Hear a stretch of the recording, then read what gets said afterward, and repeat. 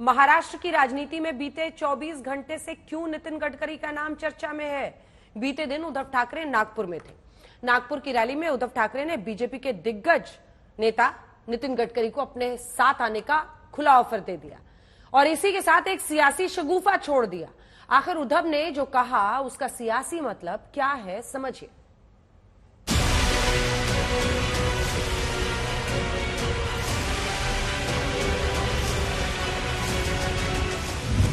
चुनाव से पहले उद्धव ठाकरे ने चला बड़ा दांव।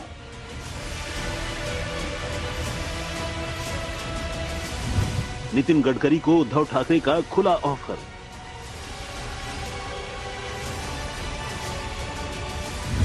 बीजेपी छोड़ो, महाविकास अघाड़ी में आ जाओ।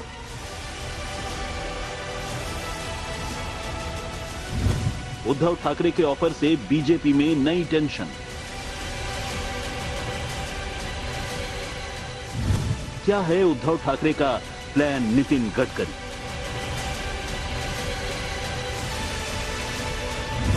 महाराष्ट्र में बीजेपी के साथ उद्धव करेंगे खेला। महाराष्ट्र में अभी सीट शेयरिंग को लेकर अजीत पवार और एकनाथ शिंदे अपनी अपनी डिमांड पर अड़े हुए हैं। मान मनोबल की कोशिश जारी है, लेकिन इसी बीच उद्धव ठाकरे ने मोदी सरकार में कैबिनेट मंत्री और बीजेपी के पूर्व राष्ट्रीय अध्यक्ष नितिन गडकरी को अपने पाले में आने का न्योता भेज दिया। खुल्लम खुल्ला कह दिया, महाविकास आघाडी का दरवाजा नितिन गडकरी के लिए खुला है। आणखीन कोणाकोणाची नाव आहेत? त्याच्यामध्ये आणखीन एकाचं नाव आहे, ते म्हणजे कृपाशंकर सिंह। माहिती आहे तुम्हाला कोण आहेत? काँग्रेस पण यांच्या उरावरती आलेला, युतीमध्ये जे मेहनत करत होते त्या नितिन गडकरींचं नाव त्याच्यामध्ये नाही। अहो नितिनजी सोडून द्या भाजपा, राहा उभे, आम्ही महाविकास आघाडीकडनं तुम्हाला निवडून आणतो। दाखवा महाराष्ट्राचं पाणी, दाखवा महाराष्ट्राची धमक, दाखवा। महाराष्ट्र दिल्ली समोर कधी झुकला नाही। ये बयान सुनकर समझना मुश्किल नहीं कि उद्धव ने तंज में कोई बात नहीं कही। उद्धव के दिमाग में गडकरी को लेकर कोई प्लान चल रहा है। गडकरी के नाम उद्धव ठाकरे के सियासी पैगाम की संपूर्ण व्याख्या करें उससे पहले मोदी विरोधी खेमे की टीका टिप्पणी को बहुत गौर से सुनें। महाराष्ट्र कांग्रेस ने उद्धव ठाकरे के ऑफर का सपोर्ट किया। बोली, मोदी को जो हराएगा उसका गठबंधन में स्वागत है। एनसीपी शरद पवार गुट भी समर्थन में आया। ऐलान किया कि चुनाव में बीजेपी की खैर नहीं, लेकिन नितिन गडकरी से कोई बैर नहीं। आरजेडी से लेकर समाजवादी पार्टी भी उद्धव की लाइन पर बैटिंग करती दिखी, यानी उद्धव के ऑफर पर इंडिया गठबंधन को कोई ऐतराज नहीं। बीजेपी में कई सीनियर नेताओं को साइडलाइन किया गया और आदरणीय श्री नितिन गडकरी जी को हाशिए पर कर दिया गया, केंद्रीय चुनाव समिति से हटा दिया गया। श्री उद्धव ठाकरे जी ने ठीक ही कहा है कि वो कहां पड़े हुए हैं चक्कर में, वो आए इंडिया गठबंधन में, उनका स्वागत है। जो भी नेता देश को, लोकतंत्र को, संविधान को बचाने की लड़ाई में साथ आते हैं, सबका स्वागत है इंडिया गठबंधन में। कोई भी बड़ा नेता भाजपा से अगर आना चाहता है, मोदी का विरोध करना चाहता है, तो मेरा विश्वास है कि महाविकास आघाड़ी उनका स्वागत करेगी। आदरणीय उद्धव ठाकरे जी ने जो बात कही है कि महादेव का नाम लेके, शिवाजी महाराज का नाम लेके वोटर्स वोट करने जाएगा इस देश के लोकतंत्र को बचाने के लिए। इंडिया गठबंधन भी इस बात को कहता आया है कि इस देश के लोकतंत्र को बचाना है, संविधान को बचाना है, इसलिए भारतीय जनता पार्टी की सरकार को इस देश से हटाना है। नितिन गडकरी पर उद्धव ठाकरे के बयान की टाइमिंग को देखेंगे तो पूरी तस्वीर साफ हो जाएगी। उद्धव ठाकरे का इशारा यही है कि बीजेपी ने नितिन गडकरी जैसे नेता का टिकट वेटिंग में रखा है। चुनाव से पहले नितिन गडकरी को साइडलाइन कर दिया गया। अगर टिकट कंफर्म होता तो बीजेपी की पहली लिस्ट में गडकरी जैसे कद्दावर नेता का नाम क्यों नहीं? यहां आपको समझना है कि उद्धव ठाकरे ने एक तीर से 3 निशाने साधे। पहला, नितिन गडकरी के बहाने महाराष्ट्र की अस्मिता का मुद्दा उठाया। दूसरा, संदेश देने की कोशिश की कि बीजेपी में सब कुछ ठीक नहीं चल रहा है। तीसरा, शिगुफा छोड़ दिया कि मोदी और गडकरी के रिश्ते ठीक नहीं। उद्धव ठाकरे ने सियासी तीर चलाया तो महाराष्ट्र के डिप्टी सीएम देवेंद्र फडणवीस ने मोर्चा संभाला। ज्या पक्षाचा बँडबाजा वाजला आहे त्या पक्षाच्या अध्यक्षांनी गडकरीजींसारख्या राष्ट्रीय नेत्यांना ही ऑफर देणं म्हणजे एखाद्या गल्लीतल्या व्यक्तीने मी आता तुम्हाला अमेरिकेचा राष्ट्रपती बनवतो, तुम्ही माझ्याकडे या असं सांगण्यासारखं आहे. खरं म्हणजे माननीय गडकरी साहेब हे आमचे मोठे नेते आहेत. महाराष्ट्राचा जेव्हा नंबर येईल ते महाराष्ट्रातनं नागपूरमधनं लढताल. ज्यावेळेस पहिली यादी झाली त्यावेळी महाराष्ट्रात आमची जी महायुती आहे त्याचा निर्णय झालेला नसल्यामुळे महाराष्ट्राच्या जागांवर त्या ठिकाणी आम्ही चर्चा केली नाही. महायुतीचा निर्णय करून महाराष्ट्राच्या जागांवर जेव्हा चर्चा होईल त्यावेळेस सगळ्यात पहिल्यांदा नितीनजींचं नाव येईल.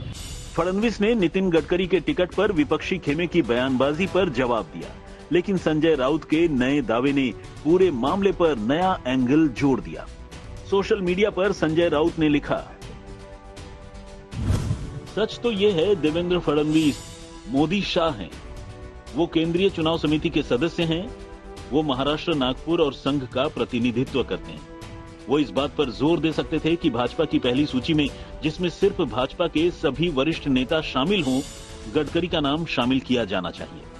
ये सिर्फ एक बहाना है कि महाराष्ट्र की सूची लंबित है क्योंकि ग्रैंड अलायंस का सीट आवंटन फॉर्मूला तय नहीं हुआ है. गडकरी के नागपुर निर्वाचन क्षेत्र का महायुति के सीट आवंटन से कोई लेना देना नहीं है. उन्हें अपमानित करने के इरादे से ही गडकरी की उम्मीदवारी की घोषणा को टाला गया है और फडणवीस भी केंद्रीय चुनाव समिति के सदस्य के रूप में इस साजिश में खुशी खुशी शामिल हो गए हैं. गडकरी के लिए ये हमदर्दी मजबूरी है या फिर जरूरी है, ये वक्त बताएगा. लेकिन गडकरी पर उद्धव ठाकरे के बयान से पहले कांग्रेस अपने चुनावी अभियान में ये नैरेटिव बनाने की कोशिश लगातार करती आई है कि गडकरी और मोदी में मनभेद और मतभेद दोनों हैं. इसे यूं समझिए, 7 दिन पहले कांग्रेस ने सोशल मीडिया पर वीडियो अपलोड किया इस दावे के साथ कि नितिन गडकरी ने मोदी के 10 सालों के रिपोर्ट कार्ड की पोल खोल दी. इससे पहले एक वीडियो पोस्ट किया गया जिसमें दावा किया गया कि गडकरी ने मोदी के सामने झुकने से मना कर दिया. वहीं एक और वीडियो में भी गडकरी के बहाने ही बीजेपी में फूट का दावा किया गया. अब सवाल यही है कि ये चुनावी हथकंडा है या फिर नितिन गडकरी को अपने पाले में लगाने का चुनावी दांव. हालांकि नितिन गडकरी की वर्किंग स्टाइल को जानने वाले और उनके करीबी यही मानते हैं कि इस तरह के दावे अफवाह से ज्यादा कुछ नहीं. आज तक ब्यूरो. इस बीच एक और खबर आ रही है महाराष्ट्र से ही. उद्धव ठाकरे के ऑफर के बाद महाराष्ट्र में सियासी कमेंट्री शुरू हो गई है. पूरे मामले पर उद्धव ठाकरे की पार्टी के सांसद अरविंद सावंत ने नितिन गडकरी को लेकर बड़ा दावा किया है. शिवसेना यूबीटी के सांसद है अरविंद सावंत और उनका बयान है बीजेपी में गडकरी का अपमान हो रहा है.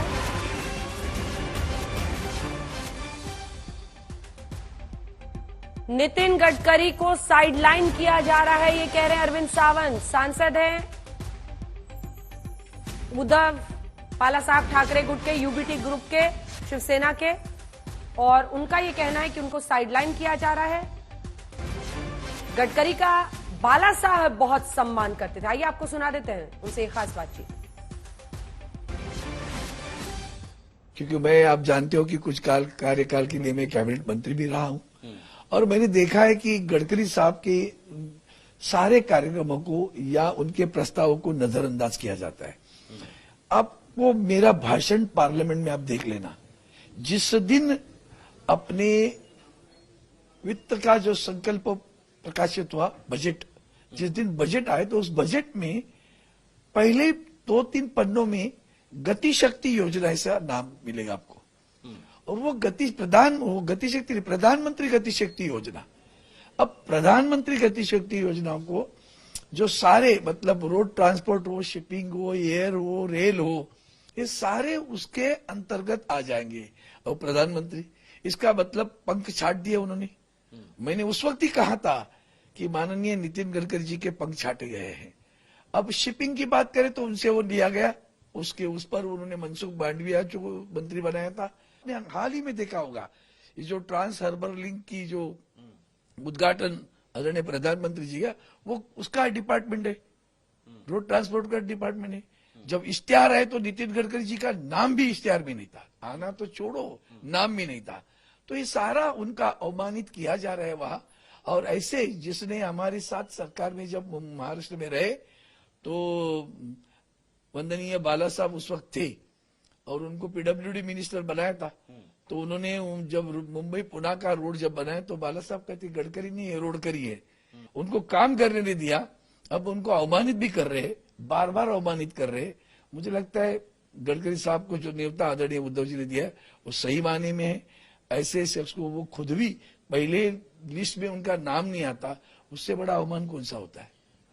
पुराने साथी रहे आप गडकरी जी के और उनके साथ आपने काम भी किया हुआ है, दिल का दर्द जानते हैं। जिस तरह से आप कई सारी बातें बता रहे हैं, उनका दिल का दर्द आप जान रहे हैं, तो क्या कुछ बात होती है या बात हुई है उनसे साफ तौर पर? ये झूठ क्यों बोलो, ऐसा कुछ बात हुई नहीं।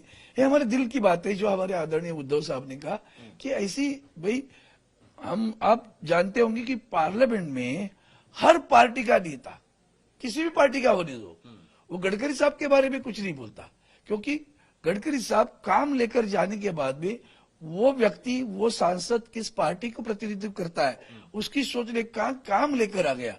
अगर काम कर सकते तो उधर मुंह पे कहेंगे कर देंगे, नहीं कर सकते तो मुंह पे कहेंगे नहीं होगा। ये नहीं, ऐसे ट्रांसपेरेंट आदमी हो और वो काम करते हैं, इसलिए सभी पार्टी के सांसद उनको सम्मानित करते हैं। यही बात उनके बड़े लोगों, शीर्ष नेताओं को बुरी लगती है कि भाई हमारे सांसदों की, हमारे मंत्री की इतनी सराहना लोग करते, हमारी क्यों नहीं करते। बार बार छपाओ अखबारों में तस्वीर, लोग सराहना नहीं करेंगे। घृणा आ रही लोगों को, घंटा आए आपको देख। आइए आपको सीधे लिए चलते हैं, हमारे साथ साहिल हमारे सहयोगी इसी खबर पर जुड़ रहे हैं। साहिल, पूरी कोशिश है महाराष्ट्र विकास अघाड़ी की तरफ से कि नितिन गडकरी को बीजेपी का कमजोर नब्ज बनाया जाए। महाराष्ट्र की अस्मिता के नाम पर कि दिल्ली के सामने नहीं झुके, उद्धव ठाकरे जो कुछ कह रहे हैं, और इसी के साथ सीट शेयरिंग की बात कहां तक पहुंची है, दोनों पर आपका जवाब। देखिए, सबसे पहली बात तो यह है कि ये बातचीत शुरू क्यों हुई। वो इसलिए शुरू हुई कि जब बीजेपी की पहली लिस्ट आई 195 कैंडिडेट्स की, उसमें पार्टी के दो पूर्व अध्यक्ष थे, राजनाथ सिंह थे और अमित शाह थे, लेकिन उसमें गडकरी का नाम नहीं था। यह कहा गया कि महाराष्ट्र में महायुति का सीट शेयरिंग पूरा नहीं हुआ है, इसके लिए गडकरी का नाम डिक्लेयर नहीं कर पाए या फिर नागपुर की सीट डिक्लेयर नहीं कर पाए। लेकिन यह बात सभी को पता है कि महायुति हो या कोई भी गठबंधन बीजेपी बनाए, नागपुर की सीट बीजेपी ही लड़ने वाली है। लेकिन उसके बावजूद गडकरी का नाम डिक्लेयर नहीं किया गया था, और इसी को लेकर दरअसल महाराष्ट्र में जो चर्चा चल रही थी, उसी को मुद्दा बनाकर उद्धव ठाकरे ने यह भाषण करने का मौका मिला। और इंटरेस्टिंग बात यह है कि जिस दिन ये लिस्ट डिक्लेयर हुई, शुक्रवार को लिस्ट डिक्लेयर हुई, शनिवार को लिस्ट डिक्लेयर हुई, उसके एक दिन पहले हमने देखा था कि जो पता चला था कि वहां पर बीजेपी के दो ऑब्जर्वर्स गए थे नागपुर में, और वहां पर कार्यकर्ताओं के सम्मेलन में उन्होंने सवाल पूछा कि कौन कैंडिडेट हो सकता है। तो कई लोग बोलने लगे कि गडकरी के कॉन्स्टिट्यूंसी में आकर आप सवाल पूछ रहे हैं कि कौन कैंडिडेट हो सकता है, ये तो कोई बात नहीं हुई क्या? इसी तरीके की बात लखनऊ या गांधीनगर में आपने की थी क्या जाके? ये भी उनसे पूछा गया। तो बेसिकली इसके वजह से जो विपक्ष के लोग हैं उन्हें एक मौका मिला कि किस तरीके से गडकरी को साइडलाइन किया जा रहा है। पहले उन्हें पार्लियामेंट्री बोर्ड से निकाला गया, उसके बाद जो केंद्रीय चुनाव समिति है वहां से गडकरी बाहर हुए, और उसके बाद इस तरीके से उनका कैंडिडेचर भी पहले लिस्ट में ना आना, पहले सूची में ना आना, उसको लेकर यह बातचीत शुरू हुई। इसको कोई ये मानता नहीं है कि गडकरी तुरंत महाविकास आघाड़ी में जाएंगे या उनके यहां से चुनाव लड़ेंगे, लेकिन इसके वजह से यह मौका मिल रहा है कि कैसे गडकरी का कद छाटने की कोशिश हो रही है और उसे एक महाराष्ट्र की अस्मिता से जोड़ा जा रहा है कि महाराष्ट्र का बड़ा नेता दिल्ली में बैठा है, उसका कद छाटा जा रहा है, और दूसरी तरफ बीजेपी बाकी नेताओं को बड़ा कर रही है। अब रही बात जो सीट शेयरिंग की, तो महायुति का जो सीट शेयरिंग है उसका फैसला आज दिल्ली में शायद हो जाएगा, क्योंकि कल बीजेपी के सीईसी की बैठक होने वाली है, केंद्रीय चुनाव समिति की बैठक होने वाली है। उसके पहले अजित पवार, एकनाथ शिंदे, प्रफुल्ल पटेल, देवेंद्र फडणवीस अमित शाह से मिलने वाले हैं, जेपी नड्डा भी वहां पर मौजूद रहेंगे, और सीट शेयरिंग काफी हद तक तय किया जाएगा। देखिए, बीजेपी इस बार चाहती है कि उनका जो हिस्सा है वो सबसे बड़ा बने, और ना ही सिर्फ सबसे बड़ा बने, लेकिन पिछले दो चुनाव के मुकाबले उन्हें कुछ सीटें ज्यादा मिले। तो कम से कम 30 सीटें 48 में से बीजेपी लड़ने की तैयारी में, लेकिन उसके वजह से शिंदे की सीटें कम होगी। अजित पवार को जितनी सीटें चाहिए, 8-10 सीटें चाहिए, उतनी सीटें नहीं मिल पाएगी। तो उन्हें समझाया जाएगा या बताया जाएगा कि आपको यह करना है। वही चीज हमें आज दिल्ली में पता चलेगी कि आखिर कितनी बीजेपी उस पर सफल हो पाती है। धन्यवाद आपका।